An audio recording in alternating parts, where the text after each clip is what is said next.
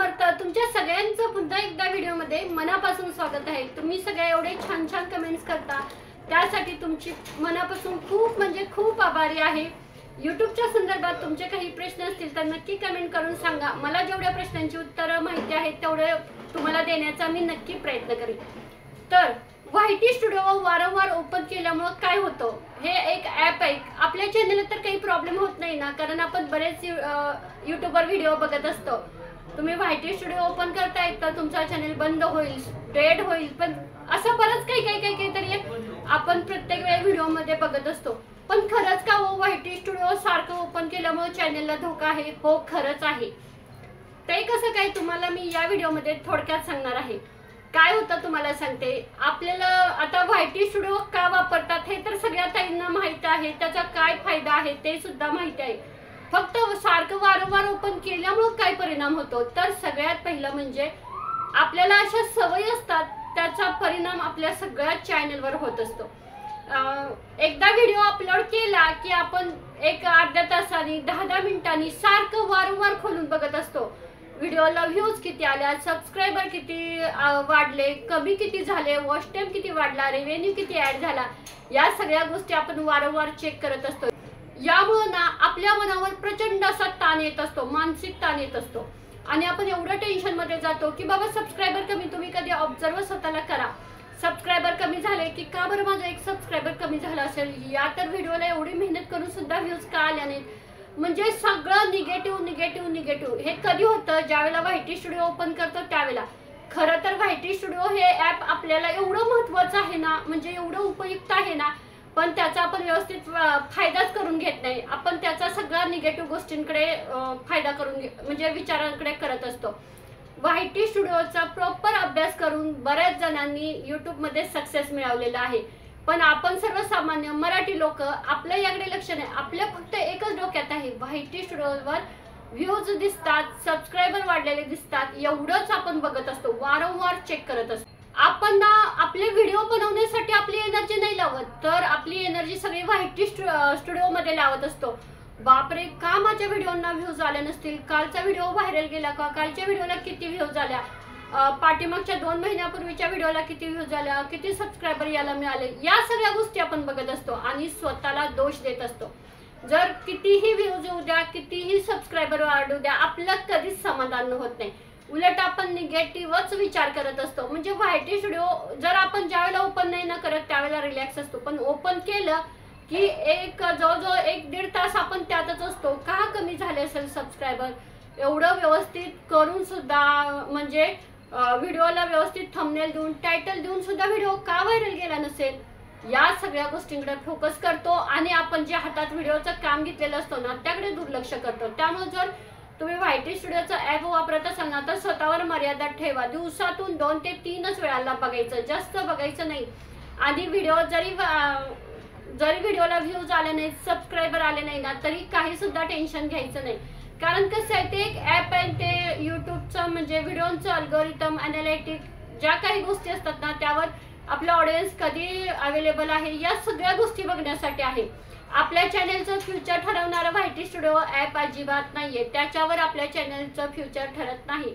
सगळं काय असेल ते आपल्या स्वतःवर असतं। आपले व्हिडिओ वायटी स्टुडिओवर सारखं बघून व्हायरल होत नाहीत। ज्यांना बघायचे ते बघणार, व्हिडिओ व्हायरल व्हायचे ते होणारच। व्हिडिओ व्हायरल कधी होतो तर आपली मेहनत, आपली कन्सिस्टन्सी आणि आपलं माइंडसेट स्ट्रॉंग असं माइंडसेट असेल ना तर आपला चॅनल, आपले व्हिडिओ नक्की व्हायरल होतात। पण वायटी स्टुडिओ वारंवार ओपन करून अजिबात व्हायरल होत नाही। त्यामुळे तुम्ही इतकं मानसिक तणावाखाली जाता, एवढं तुमच्यात नैराश्य येतं, डिप्रेशन येतं ना की बसच। बऱ्याच ताई विचारतात, बोलतात की ताई व्ह्यूज कमी येत आहेत का, तर आपण वारंवार त्याकडे खेचलो जातो आणि आपल्या आयुष्यात ज्या निगेटिव्ह गोष्टी असतात, नकारात्मक गोष्टी असतात ना त्याकडे आपण लगेच खेचलो जातो, पण पॉझिटिव्ह गोष्टीकडे कधीच खेचलो जात नाही। त्यामुळे तर मोठमोठे युट्यूबर सुद्धा तुम्हाला सांगत असतात की वायटी स्टुडिओ तुम्ही वारंवार व्ह्यूज आणि सबस्क्रायबर साठी ओपन करू नका। आठवड्यातून एकदा प्रॉपर तुम्ही अभ्यास करायचा, बाबा कोणता काय परिणाम झाला, कोणता व्हिडिओ आपला व्यवस्थित चालला नाही, कोणता नाही चालला, आणि तुम्हाला डेली तुम्ही तुमच्या कामावर फोकस करा। जेवढा वायटी स्टुडिओवर वेळ घालवता ना तेवढा तुम्ही तुमच्या व्हिडिओवर घालवा। वायटी स्टुडिओ बद्दल कोणीच तुम्हाला व्यवस्थित सांगू शकणार नाही, कारण तिथला जो अल्गोरिदम असतो, जे अनालिटिक्स आहे, ते कुणालाच हॅक करता आलं नाही. कारण कधी व्ह्यूज, एखादा व्हिडिओ कधी व्हायरल होईल आणि कधी त्याच्या व्ह्यूज कमी होतील हे तुम्ही आम्ही कोणीच सांगू शकत नाही. YT स्टुडिओचं ॲप सुद्धा सांगू शकत नाही. कारण एखादा व्हिडिओ जर आज आपण व्हिडिओ टाकला तर कदाचित 15 दिवसांनी तो व्हायरल होऊ शकतो. आज एखादा व्हिडिओ टाकला तर लगेच 10 मिनिटात व्हायरल होऊ शकतो. तो लोकांच्या बघण्यावर डिपेंड आहे. लोक आणि आपण व्हिडिओ कसा बनवतोय ना त्यावर अवलंबून आहे की आपला व्हिडिओ लोकांना किती आवडतोय, त्यावर ते व्हिडिओ चालत असतात. YT स्टुडिओवर चालत नसतात. YT स्टुडिओ वारंवार ओपन केल्यामुळे आपल्या चॅनलला काही सुद्धा म्हणजे तसा काही सुद्धा परिणाम होत नाही. म्हणजे व्ह्यूज कमी होत नाहीत, सबस्क्रायबर असलं काही होत नाही. ती एक ॲप आहे. आपल्या चॅनलचा प्रोग्रेस किती चाललाय, किती व्यवस्थित चॅनल चालतोय हे फक्त दाखवलं जातं. फक्त ना आपली मेंटॅलिटी अशी होते की आपण ना YT स्टुडिओवर प्रॉपर अभ्यास करत नाही, सगळ्यात त्यातून निगेटिव्ह गोष्टी घेत असतो. म्हणून तर सगळे सांगत असतात तुम्ही YT स्टुडिओ ॲप वारंवार ओपनच करू नका. तुम्ही तुमच्या व्हिडिओवर, तुम्ही तुमच्या कामावर फोकस द्या. आपण YT स्टुडिओ वारंवार ओपन करून त्यामध्येच त्यामुळे काय होतं, एखादा जर व्हिडिओ आपण चांगला टॉपिक बनवायला घेतला असला ना तरी आपलं लक्ष नाही लागत. कारण आपण आत्ताच YT स्टुडिओवर व्हिजिट देऊन आलेलो असतो. तिथं व्ह्यूज कमी झालेले असतात, सबस्क्रायबर कमी झालेले असतात आणि आपण त्या टेन्शनमध्ये असतो. जो आपल्याला व्हिडिओ बनवायचा आहे ना त्यावर फोकस कमी करत असतो. म्हणून तुम्हाला YT स्टुडिओ ॲप वापरायचं आहे ना, लिमिटेडच वापरा. ते आपल्यासाठीच आहे. लोक म्हणजे कमेंट्स देण्यासाठी, आपला व्हिडिओ एडिटिंग असू द्या, थंबनेल असू द्या, प्रॉपर एकदा व्हिडिओ तुम्ही तयार केल्यानंतर तो व्यवस्थित अपलोड करा. त्याला थंबनेल, हॅशटॅग, टॅग, टायटल जे काही द्यायचे आहेत ना ते एकदा व्यवस्थित द्या. तुम्हाला जर चुकून राहिलं असेल तर तुम्ही परत डबल देऊ शकता, पण तुम्ही तुमच्या व्हिडिओवर फोकस करा. अनालिटिक मध्ये जाऊन सारखं बाबा एका तासाला किती व्ह्यूज वाढल्यात, हा व्हिडिओ चालला का नाही, शॉर्ट्स व्हिडिओला किती आल्या, लाईव्हला किती आल्या, या सगळ्या गोष्टींकडे तुम्ही फोकस करू नका. जेवढं तुम्ही त्या गोष्टींमध्ये म्हणजे जाणार तेवढी तुमची एनर्जी वेस्टेज जाणार आहे. ती एनर्जी तुम्ही कालच्या व्हिडिओपेक्षा आजचा व्हिडिओ माझा कसा जास्त म्हणजे चांगला झाला पाहिजे ना याकडे लक्ष द्या. YT स्टुडिओचा प्रॉपर अभ्यास करून ना आपण त्यातून काय पॉझिटिव्ह, कारण YT स्टुडिओ जेवढं म्हणजे निगेटिव्ह देत असतं तेवढं ते पॉझिटिव्ह सुद्धा देत असतं. ट्रेंडिंग विषय काय चालू शकतो, आपल्या म्हणजे आपला व्हिडिओ कसा सर्चिंग मध्ये गेला, या सगळ्या गोष्टी ना आपण बघू शकतो. या सगळ्या गोष्टी बघा. पण प्लीज जर तुम्ही सबस्क्रायबर आणि व्ह्यूज बघण्यासाठी वारंवार YT स्टुडिओ ओपन करत असाल ना तर तुम्ही मेंटली मानसिक तणावामध्ये जाणार. बऱ्याच ताईंना अनुभव आला असेल.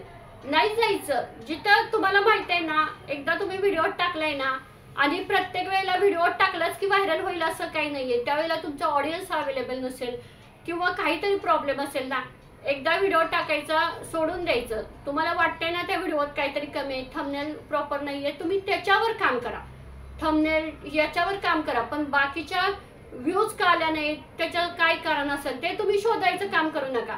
ते अनालिटिक आहे, ते YT स्टुडिओचं ॲप आहे, ते तुम्हाला दाखवायचं काम करणार. त्यामध्ये तुम्ही जाऊन तुमच्या कमेंट्सला काही असेल त्यांना रिप्लाय द्या. म्हणजे या चांगल्या तुमच्या ऑडियन्स कधी अवेलेबल आहे, त्यांना काय गरजेचं आहे, कोणते व्हिडिओ जास्त चालतात, या सगळ्या गोष्टी बघा आणि तुमच्या चॅनलवर फोकस करा. पण प्लीज जर तुम्ही वारंवार YT स्टुडिओ ओपन करून व्ह्यूज आणि सबस्क्रायबर बघत असाल ना तर तुम्ही आत्ता तिथेच थांबा. कारण याच्यामुळे तुम्ही पूर्ण डिप्रेशनमध्ये जाणार आणि तुम्ही तुमच्या चॅनलवर, तुमच्या व्हिडिओवर अजिबात फोकस करू शकणार नाही. म्हणून तर सांगितलं जातं वारंवार तुम्ही YT स्टुडिओ ओपन करत असाल तर तुम्ही तुमचा चॅनल रेट होऊ शकतो. असं बऱ्याच वेळेला हेच तर कारण आहे ना सांगितलं जातं. आपण ना फक्त ना लोक काय सांगतायत ना, पण आपण आपल्या हातात आहे ॲप, आपल्याकडे सगळी माहिती आहे, आपण ते व्यवस्थित प्रॉपर नाही बघत. आपण लोकांच्यावर विश्वास ठेवून ते सांगतायत ना म्हणलं असं होत असेल, ते म्हणतायत ना YT स्टुडिओ ओपन केलं की चॅनलला धोका असतो, तर खरोखर आपण घाबरून बसतो. YT स्टुडिओ ॲप हे आपल्यासाठीच आहे, आपल्या व्हिडिओसाठीच आहे. फक्त आपण त्याचा वापर कसा करतोय ना यावर तो अवलंबून आहे. ठीक आहे. YT स्टुडिओ बद्दल जर तुम्हाला अजून काही माहिती हवी असेल ना तर नक्की कमेंटमध्ये सांगा. हा व्हिडिओ इथेच थांबवते. श्री स्वामी समर्थ.